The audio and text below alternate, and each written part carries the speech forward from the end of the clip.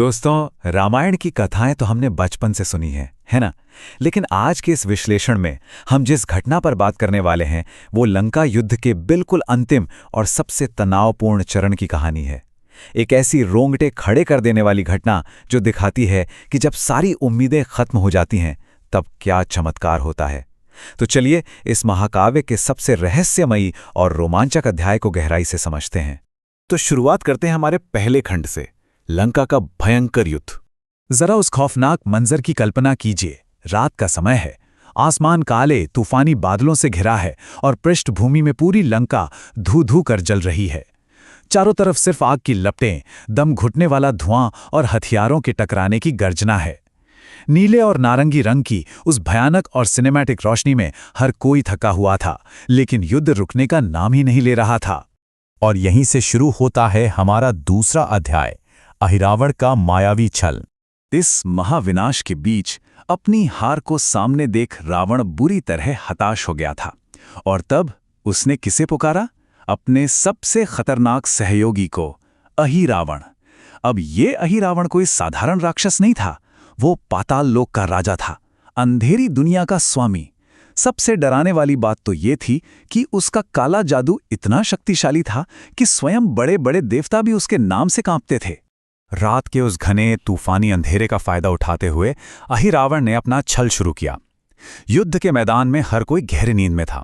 अपनी भयंकर माया से उसने भगवान राम और लक्ष्मण को बेहोश कर दिया और किसी को कानों कान खबर तक नहीं होने दी। रातों रात उन्हें उस युद्धभूमि से अगवा कर लिया गया। बढ़ते आगे तीसरे खंड की तरफ, पाताल लोक का अंधेरा। जब सुबह ये सच सबके सामने आया तो सोचिए क्या हाहाकार मचा होगा। हनुमान जी बिना एक भी पल गंवाए सीधे पाताल लोक के उस गहरे रसातल में कूद पड़े। वहां का दृश्य सच में चौंकाने वाला था। एक तरफ हमारे सबसे महान और अजय योद्धा, और दूसरी तरफ उनकी वो स्थिति, अहिरावण के उस भयानक अंधेरे महल में बिल्कुल बेसूद और जंजीरों में बंधे हुए। उनके चारों तरफ खूंखार और डरावने राक्षसों का कड़ा पहरा था। अब आता है इस पूरी कहानी का सबसे बड़ा टर्निंग पॉइंट, 5 दीपकों का रहस्य। हनुमान जी को उस मायावी राजा को खत्म करने का एक अति गुप्त रहस्य पता चला, और वो रहस्य जुड़ा था सिर्फ इस एक संख्या से, 5। दरअसल अहिरावण की प्राण शक्ति पाताल लोक की 5 अलग अलग दिशाओं में जल रहे 5 विशेष दीपकों के अंदर कैद थी। जब तक वो दीपक जलते रहेंगे, उसे कोई नहीं मार सकता। तो अहिरावण का वध करने के लिए 2 सबसे मुश्किल काम करने थे। पहला, पाताल लोक के उस अनंत अंधेरे में उन 5 बिखरे हुए दीपकों को खोजना, और दूसरा, जो लगभग असंभव था, उन 5 दीपकों को ठीक एक ही समय पर बिल्कुल एक साथ बुझाना। अब यहां एक बहुत ही तार्किक और हैरान कर देने वाला सवाल उठता है।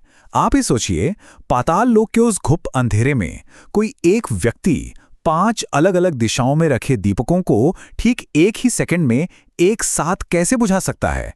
ये तो पूरी तरह से नामुमकिन लग रहा था, है ना? और इसी असंभव को संभव बनाने के लिए आता है हमारा 5वां खंड, दिव्य पंचमुखी रूप। इस नामुमकिन शर्त को पूरा करने के लिए हनुमान जी ने अपना वो अद्भुत, अत्यंत विशाल और ब्रह्मांडीय पंचमुखी रूप धारण किया।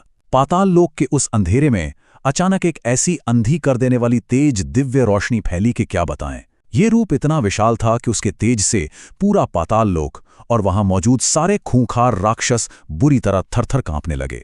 एक ही विशाल शरीर में एक ही साथ 5 अलग अलग चमकते हुए दिव्य मुख प्रकट हुए। जरा ध्यान दीजिएगा, स्वयं हनुमान, भगवान नरसिंह, पक्षीराज गरुड़, वराह और हयग्रीव, ये 5 दिव्य चेहरे एक ही समय में 5 अलग अलग दिशाओं की ओर देख रहे थे। ये चमकदार, अति यथार्थवादी रूप बुराई के लिए साक्षात काल बन गया था।